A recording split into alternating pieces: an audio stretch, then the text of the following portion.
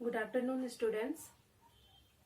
आज हम लोग पृथ्वी की आंतरिक संरचना चैप्टर का अध्ययन करेंगे। पिछले क्लास में हम लोगों ने डिटेल में इसका स्टडी किया है। आज हम लोग रिवीजन करेंगे। तो हम लोगों ने पृथ्वी की आंतरिक संरचना के संबंध में जो अप्रत्यक्ष प्रमाण है, इनडायरेक्ट एविडेंसेस, जिनमें टेम्परेचर, तापमान, डेंसिटी, घनत्व, प्रेशर, दबाव, मीटियोर्स, उल्कापिंड, अर्थक्वेक वेव्स, भूकंपीय तरंगे, इन प्रमाणों के आधार पर पृथ्वी की आंतरिक संरचना का अध्ययन किया है।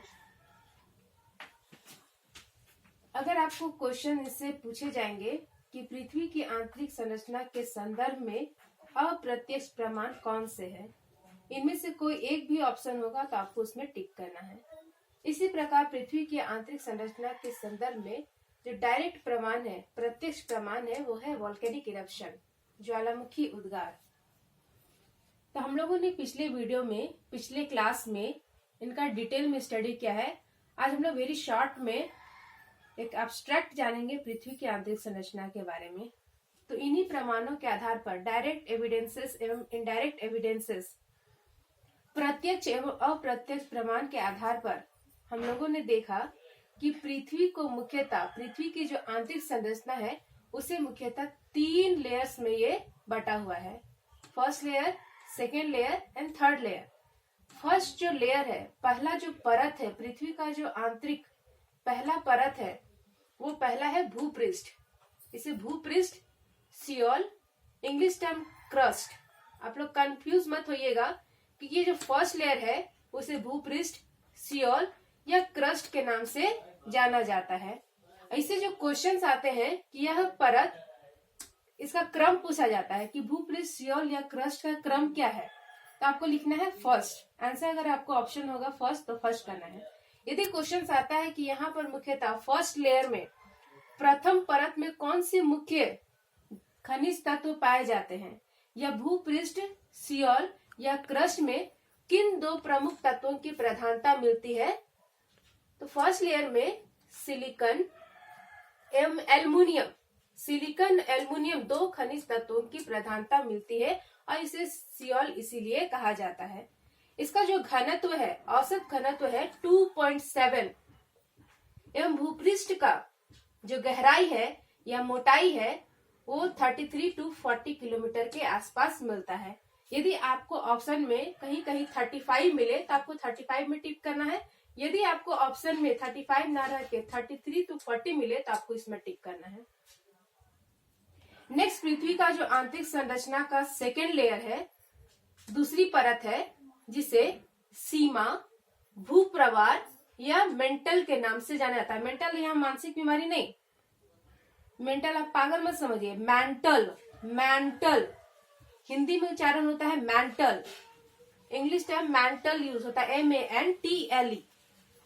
सेकेंड लेयर को सीमा, भूप्रवार या मेंटल के नाम से जाना जाता है।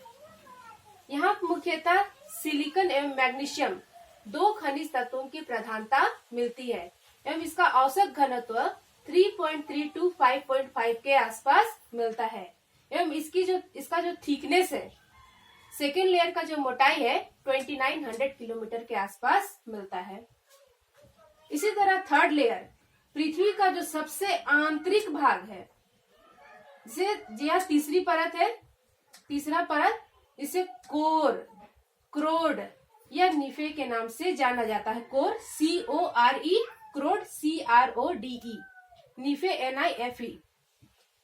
और इनका नाम निफे किस लिए पड़ा, क्योंकि थर्ड लेयर जो है उसमें निकेल एवं लोहा 2 खनिज तत्व की प्रधानता मिलती है और इन्हीं 2 तत्व जो है काफी ये भारी होते हैं, चुंबकत्व की विशेषता रखते हैं और यही कारण है कि पृथ्वी के आंतरिक भाग में चुंबकत्व क्रिया मुख्य रूप से मिलती है इन 2 खनिजों के कारण, निकेल एवं लोहा के कारण।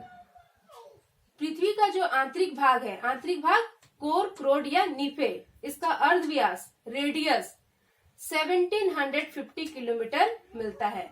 और यदि ये ऑप्शन ना रहे और आपको क्वेश्चन पूछे जाए कि कोर का मोटाई या थिकनेस कितना है, ये ऑप्शन ना रहे, अगर आपको ऑप्शन में ये दिया रहे 3500 किलोमीटर, यदि अर्धव्यास पूछे, रेडियस पूछे तो 1750, और यदि पूरा इसका मोटाई या थिकनेस पूछे तो आपको आंसर में 3500 किलोमीटर लिखना है।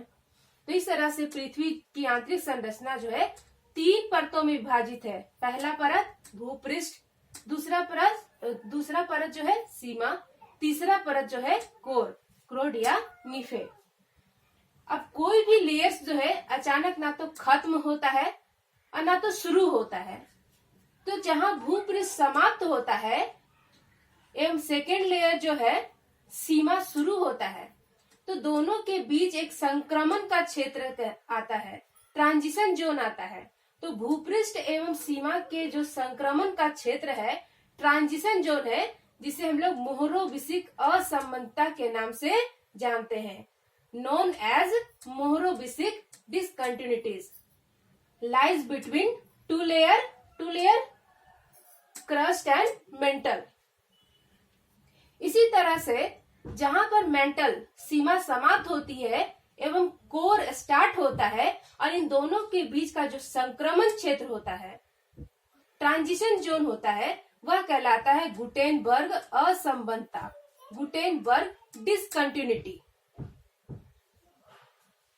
इस तरह से ये चैप्टर खत्म होते हैं। एक क्वेश्चन यहाँ पर हम और ऐड करते हैं आप लोगों की जानकारी के लिए। क्वेश्चन तो पहले ही हम लोग पढ़ चुके हैं, जानकारी के लिए। ये अर्थ सरफेस हो गया, जहां से भूकंप की उत्पत्ति हो रही है उसे फोकस कहते हैं। जहां भूकंप को हम लोग धरातल में महसूस कर रहे हैं उसको हम लोग कहते हैं एपी सेंटर, अधिकेंद्र। जहां से भूकंप की शुरुआत होती है, जहां से भूकंप की उत्पत्ति होती है, फोकस कहलाता है।